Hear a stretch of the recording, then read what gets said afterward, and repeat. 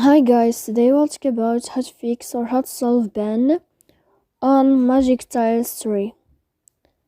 To know how to fix or how to solve ban on Magic Tiles 3, you should just go to settings.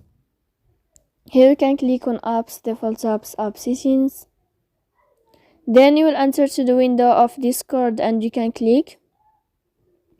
Here you can click on force stop and you can click OK. Then you will enter to the window of storage. Here you can click clear cache. Don't click clear data because that can cause the errors in your app. In the end, you can turn off your Wi-Fi and you can wait a moment to turn on your Wi-Fi again. So please don't forget to support us by like and subscribe. See you next time in another video. And thank you for your attention and your watching.